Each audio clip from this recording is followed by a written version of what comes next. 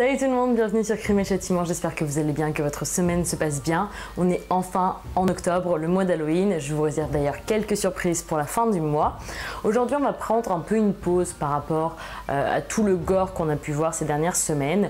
Donc ça ne veut pas dire que cette histoire est moins horrible que celle qu'on a pu voir avant, mais aujourd'hui on va un peu lever le pied sur toutes ces histoires de sanglants et on va parler de Charlène et Gérard Gallego qui sont des tueurs en série qui ont pris leurs victimes en gage d'esclaves sexuels. Donc sans plus tarder, on est vendredi, c'est l'heure du crime. Générique. Basically, I was a normal person. That was part of my, I guess my what you call fantasy. The missing from this morning. She's 8 months pregnant. My gun was under the seat.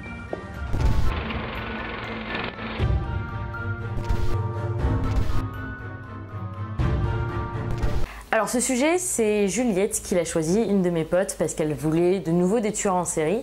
Et en fait, il y a 1 ou 2 semaines, j'ai un peu binge-watch sur Netflix la série Criminal, qui est en fait une série très courte, 3 épisodes, où on voit par le biais d'un interrogatoire comment on arrive enfin à la vérité sur des affaires criminelles. Et en fait, il y a plusieurs versions, il y a France, Espagne, Allemagne, Royaume-Uni. Et j'avais particulièrement aimé le dernier épisode de la série sur l'Allemagne, puisqu'il s'agissait en fait d'une femme qu'on interrogeait 20 ans après les crimes pour savoir où est-ce que elle et son petit ami avaient enterré l'une de leurs premières victimes. Et je me suis dit, alors oui, ces sujets sont bien entendu fictifs, mais ils sont quand même inspirés de faits réels. Et ça me dit quelque chose. Donc quelques recherches et on va parler aujourd'hui donc de Charlène et Gérard Gallego qui sont pas très connus.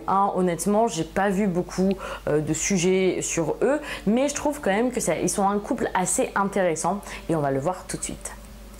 Alors, qu'est-ce qu'on peut dire sur Gérard? Gérard, il est né d'une mère travailleuse du sexe et d'un père criminel qui d'ailleurs a été le premier homme à avoir été exécuté par chambre à gaz au Mississippi. C'est pas forcément le record qu'on souhaite absolument battre à tout prix.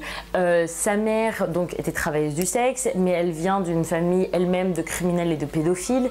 Il est dit également que Gérard, quand il était enfant, faisait un peu le coursier pour les clients de sa mère. Donc c'est pas ouf. Et globalement, on va pas se mentir, c'est un peu un salaud en fait, clairement.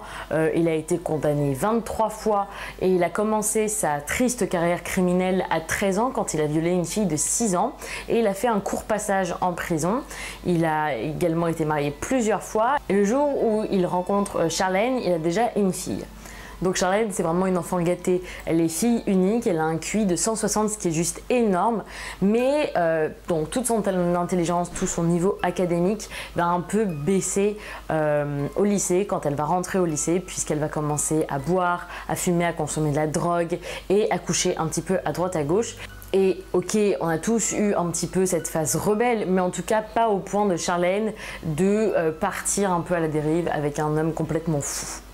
Alors, très romantique, ils se sont rencontrés dans un bar de Sacramento, un petit peu miteux, en 1977, à une table de poker. Et en fait, Charlène, elle paraissait quand même beaucoup plus jeune que son âge. Elle avait 21 ans, mais Gérard était un peu attiré par elle avec son visage de poupée, d'enfant. On dirait qu'elle avait 17 ans. Et elle, bon, même si elle savait un petit peu que c'était pas forcément l'homme qu'il lui fallait, que ses parents ne l'accepteraient pas forcément très facilement, elle a tout de suite aimé le côté très charmeur de Gérard, le côté un petit peu viril, séducteur qu'il pouvait avoir.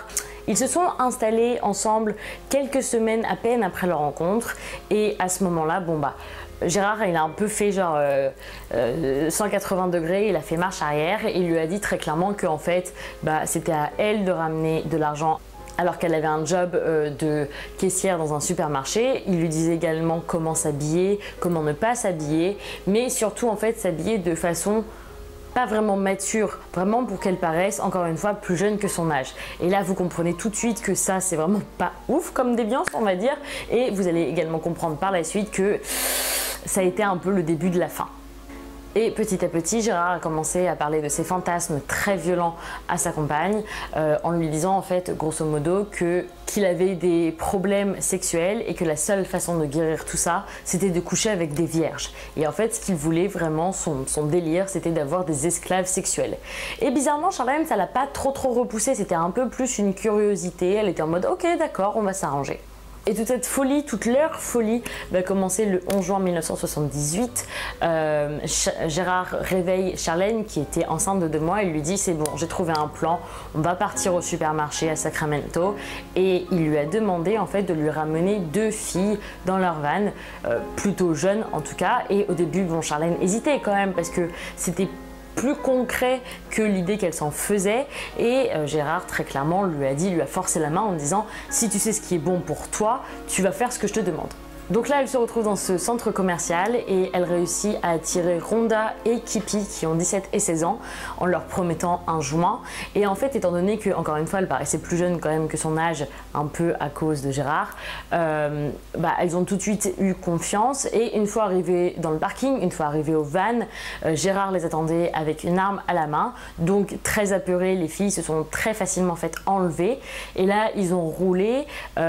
Charlène s'occupait de maintenir attachées les 2 jeunes filles et ils se sont arrêtés dans la forêt.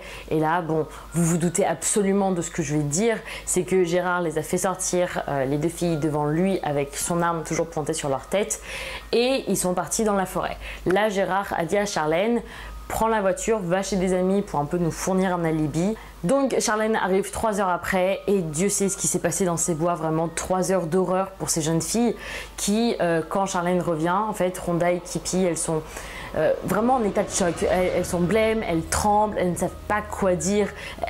Ce qui s'est passé est absolument innommable. Gérard a l'air quand même plutôt content de lui, quand même, ce salaud. Et donc il les amène un petit peu plus loin et là, il va les assommer avec une barre de fer avant de leur tirer une balle dans la nuque à chacune. Alors quand ils rentrent, ils font comme si de rien n'était, ils n'en parlent pas forcément, ils se débarrassent un petit peu des preuves, des vêtements ensanglantés de Gérard, etc. Et puis Charlène, le lendemain, bon, elle va à la clinique pour se faire avorter comme lui a demandé son compagnon. Mais là où c'était un petit peu chaud pour eux, c'est que seulement 2 jours après la disparition et la mort des filles, des travailleurs mexicains retrouvent leur corps et du coup ils se sont dit bon, même si on a vraiment envie de retenter l'expérience, on va un petit peu se calmer, voilà. Entre-temps, Gérard et Charlène se sont mariés. Ils ont bien assuré aux parents de Charlène qui étaient un petit peu sceptiques en voyant le monsieur que non, toutes les rumeurs comme quoi Gérard aurait violé sa propre fille étaient complètement infondées. Non mais voyons, pour qui me prenez-vous? Et donc voilà, bon, ils continuent un peu à vivre, mais bon... Là encore, je l'ai déjà dit, chasser le naturel et revient au galop. Gérard a de nouveau ses pulsions, a de nouveau ses fantasmes d'avoir des esclaves sexuels. Et au début, en fait, il voulait viser la fille de 11 ans de son patron. Mais Charlène, et c'est bien la première fois, a commencé un peu à dire non, attends, je m'oppose à ça parce que là, ça va être la meilleure façon pour les policiers de remonter jusqu'à nous. Donc, ok, tu veux des filles un petit peu plus jeunes, pas de problème, on va aller à la fête foraine et on va en trouver. Et c'est comme ça que Brenda et Sandra, qui ont 14 et 13 ans, tombent dans le piège. Encore une fois, Charlène les attire un peu avec de l'argent. De nouveau, Gérard est là dans le van pour les attendre. Et en fait, ils vont s'arrêter sur la route à un magasin de bricolage. Donc Gérard laisse les 3 filles ensemble. Et là, Charlène, en fait, et ça montre bien soit son caractère pervers et sadique, soit l'emprise qu'a son mari sur elle. À ce moment-là, en fait, elle ne pense même pas à les libérer, à les laisser s'enfuir. C'est vraiment, ça ne lui traverse même pas l'esprit. Et là, franchement, la peine de ces filles, ça me donne des frissons. Gérard les viole dans le van, il les viole de nouveau dans la forêt. On ne sait pas vraiment pendant combien de temps, mais Dieu sait que ces dernières heures ont dû être horribles pour elle. Et ensuite, il va battre leur corps à mort, soit avec une pelle, soit avec un marteau. On ne sait pas trop selon les versions. Les coups qui ont été portés à ces filles sont tellement importants que leur corps, leur reste, n'ont été identifiés que 20 ans après. Et là, Gérard donc paraît de plus en plus violent dans la façon dont il commet ses meurtres, dont il commet ses viols. Et en fait, ça se reflète également sur la relation qu'il a avec Charlène, puisqu'elle empire vraiment de plus en plus. Il est de plus en plus violent. Il n'a jamais vraiment été tendre. On peut s'en douter un petit peu avec ce qu'il fait à ces filles-là. Mais même au lit avec Charlène, il n'a jamais été vraiment très doux. Lui, c'était vraiment prendre du plaisir, tant pis d'en donner. Et en fait, Charlène, bon bah, c'était son devoir d'épouse en fait, d'accepter son sort, de faire tout ce que son mari voulait d'elle. En avril 1980, rebelote, j'aimerais bien une esclave. Donc ils repartent de nouveau au premier centre commercial où ils ont trouvé leur première victime, ce qui pour moi quand même est très très con comme façon de faire. Et là de nouveau rebelote, ils trouvent des victimes, Stacy et Karen, qui elles ont 17 ans. Et en fait elles sont quand même un peu plus matures, un peu plus intelligentes que les autres. Et elles comprennent tout de suite que la ruse de Charlène ne fonctionne pas trop bien, surtout quand elles se retrouvent pointées avec un magnum sur leur front par Gérard. Mais en fait, elles sont pas apeurées par ça, elles sont plus curieuses. Elles se disent « Oh, ça doit être un jeu d'adulte, ça doit être ça la vie d'adulte, viens, on y prend part ». Gérard va tirer quelques informations d'elle pendant le trajet jusqu'à la forêt et il va comprendre que bon, on va pas les rechercher de sitôt en fait, elles sont un peu en fugue, on sait pas trop. Donc pour lui c'est un peu du pain béni, il va pouvoir prendre tout son temps. Et donc bon bah de nouveau il va les violer de façon très très intense, très très sauvage dans la forêt. Et alors qu'il est en train de creuser leur tombe, il demande en fait à Charlène « Ah bah en fait, tu veux pas t'amuser toi aussi avec elle ?» Et c'est la première fois qu'il lui demande ça en fait. Et c'est là vraiment qu'on se rend compte un peu de la dynamique entre les deux. Et bon, Charlène bien entendu, elle va jamais dire officiellement que oui en effet elle a violé à son tour ces pauvres filles. Mais on n'en est pas très sûr non plus. Il se peut également que bah elle a fait ok pas de problème. Et ce rodéo macabre va continuer avec une autostoppeuse enceinte, avec une barmaid de 34 ans où on va retrouver en fait des fils en nylon sur ses bras et sur son cou pour montrer qu'elle a été strangulée. Donc là c'est un peu intéressant sur ce point-là parce qu'il utilise des modes opératoires toujours différents. Peut-être que c'est pour justement ne pas se faire opérer, donc ce qui montre quand même qu'il est plutôt intelligent le Coco, ou alors vraiment c'est qu'il s'essaye à différentes méthodes en se disant qu'est-ce qui me procure le plus de plaisir quand je tue. Même si on suppose quand même que l'acte de tuer c'était pas ça qui le faisait jouir, on va dire. C'était vraiment, encore une fois, prendre ces filles vierges, en faire ses esclaves sexuels, etc. Les tuer, c'était un peu le pendant de tout ça. Et on en arrive aux dernières victimes qui sont également la cause de leur perte, puisque le 1er novembre 1980, ils enlèvent un couple, Craig et Marie-Elisabeth. C'est la première fois qu'ils enlèvent également un homme, qui d'ailleurs en fait va juste leur mettre les bâtons dans les roues et ils vont l'exécuter et le laisser à côté d'un lac. Et pour Marie-Elisabeth, bon, on connaît un petit peu la chanson quand même, hein. Ils vont la violer et ils vont la tuer par la suite. Le problème c'est qu'ils quittaient une soirée de fraternité à ce moment-là et les amis du couple, voyant qu'ils montaient quand même dans une voiture inconnue, ont relevé la plaque. Et là franchement à partir de là, bon, c'était plus que facile pour les policiers de remonter jusqu'à eux. Ils ont complètement nié les accusations d'enlèvement et de meurtre. Mais les avocates de Charlène vont essayer de la convaincre pour qu'elle puisse témoigner contre Gérard. Et en fait, au début, elle refuse et elle pense que son mari, en pro-chevalier blanc, va prendre toute la responsabilité en disant que non, Charlène n'a absolument rien fait dans ces histoires absolument horribles. Seulement, on va très très vite déchanter parce que non, Gérard, il en a rien à faire et il va absolument pas tout se mettre sur son dos pour la sauver. Donc là, Charlène se sent quand même très trahie et elle va accepter de témoigner contre lui et elle va voir sa peine à perpétuité réduite à 16 ans et 8 mois. Gérard, lui, ne va pas avoir cette chance puisqu'en 1983, il va être condamné à mort pour le meurtre de Craig. Et l'année suivante, dans un procès qui durera moins de 4 heures, il va être reconnu également coupable du meurtre, de l'enlèvement et du viol de 2 de ses victimes. Et en fait, on va très vite comprendre que tout ça, c'était lié à son impotence, à son impuissance. Et en fait, il trouvait le besoin d'humilier dans la violence, bien entendu, pour se sentir supérieur.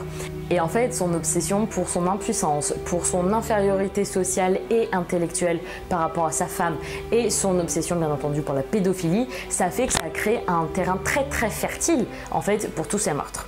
Charlène, elle a purgé sa peine, elle est sortie en 1997 et elle a donné plusieurs interviews pour dire qu'elle aussi, elle était une victime, qu'elle n'était que le jouet au final de Gérard.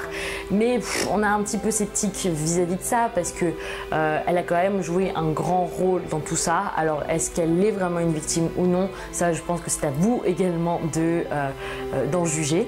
Et Gérard, lui, il est mort en 2002 d'un cancer en attendant son exécution. Justice soit faite ou pas, en tout cas, il est mort. Bon débarras. Et comme d'habitude, quelques points culture sur cette histoire. Alors là, il n'y a pas de film ou de série sur eux. Encore une fois, c'est pas un couple très connu, mais pourtant non moins très intéressant. Il y a quand même eu des livres à son sujet, notamment Un venin dans le sang de Van Hoffman et Tous les péchés de son père de Biondi. Donc voilà, j'espère que vous avez aimé, n'hésitez pas à mettre un pouce bleu, à vous abonner si vous avez aimé cette vidéo, à activer la petite cloche également. Et je vous réserve, comme je vous ai dit, quelques surprises pour cette fin de mois. J'espère que vous allez aimer, en tout cas je vais vous les annoncer très bientôt.